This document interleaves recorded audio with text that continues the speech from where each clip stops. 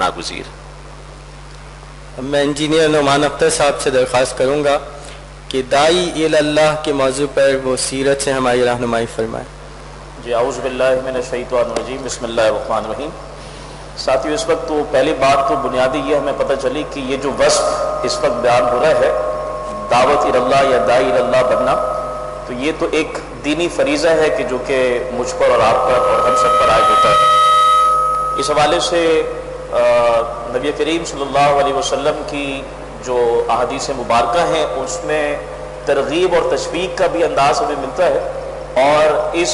فریضے کی عدم ادائیگی پر یا ادا نہ کرنے پر ایک ڈراوا بھی ہے کہ جو کہ آپ کے الفاظ سے ہمارے سامنے آتا ہے۔ سب سے پہلے میں 3 احادیث آپ کے سامنے رکھا ہوں کہ جس میں ترغیب کا انداز ہے نبی کریم صلی اللہ علیہ وسلم کی طرف سے،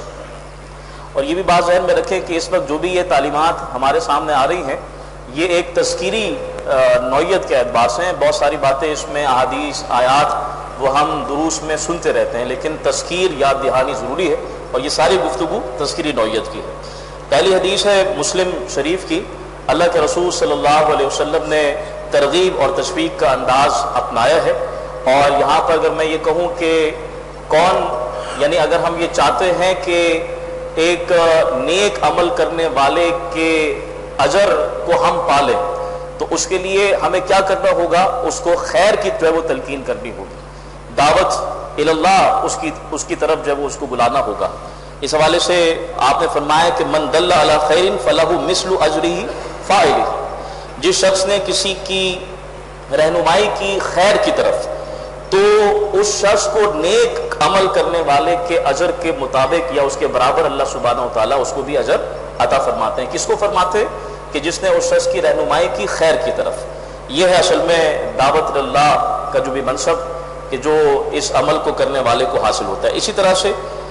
ایک ترغیب ہمیں ملتی ہے ترمذی اور ابن ماجہ کی روایت میں، اللہ کے رسول صلی اللہ علیہ وسلم کی یہاں پر ایک دعا ہے کہ جس کا ذکر آ رہا ہے۔ ایک دعا ہم رکشے کے پیچھے پڑھتے ہیں نا کہ ماں کی دعا جنت کی ہوا، ایک ماں کی دعا، ایک اللہ کے رسول ہیں صلی اللہ علیہ وسلم کے جو کہ اس شخص کو دعا دے رہے ہیں کہ نظر اللہ امرأ سمع منا شیئا فبلغہ کما سمع،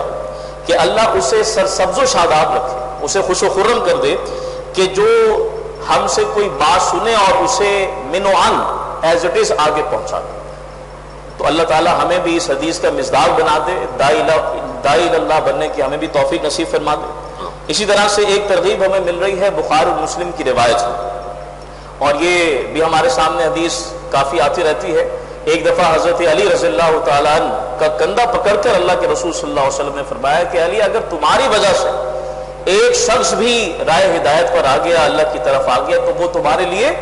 سرخ اونٹوں سے بہتر ہے، ایک روایت میں 100 سرخ اونٹوں سے بہتر ہے۔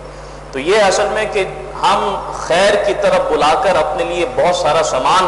آخرت کے اعتبار سے اور صدقہ جاریہ کے اعتبار سے جمع کر سکتے ہیں۔ اسی طرح سے ترغیب کا بھی انداز ہے، ڈراوے کا بھی انداز ہے۔ اگر ہم یہ کام نہیں کریں گے، اور جس طرح سے یہ بھی ایک کیفیت ہوتی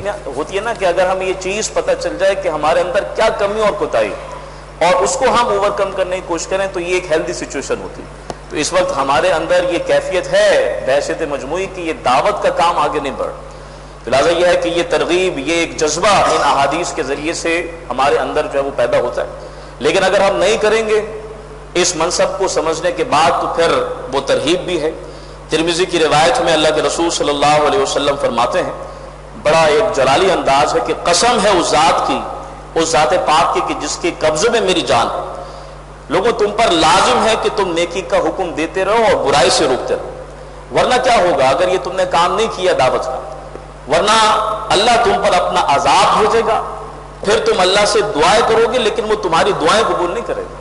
اور اس وقت جو بھی بحثیت مجموعی کیفیت ہماری ہے کہ یہ سیلاب کے ذریعے سے، ڈینگی وائرس کے ذریعے سے، ڈرون حملوں کے ذریعے سے،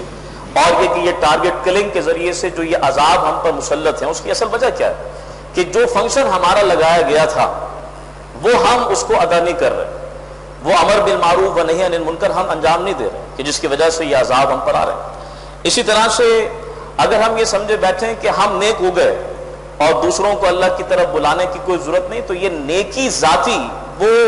کام نہیں آتی، بلکہ یہ ہے کہ یہ عذاب کا باعث جو ہے بنتی ہے کہ اگر ہم دوسروں کی فکر نہ کریں، وہ روایت آپ کے ذہن میں آ گئی ہوگی، بہقی کی روایت، اللہ کے رسول صلی اللہ علیہ وسلم فرماتے ہیں کہ اللہ تعالیٰ نے حضرت جبرائیل علیہ السلام کو حکم دیا کہ فلاں فلاں بستی کو لٹ،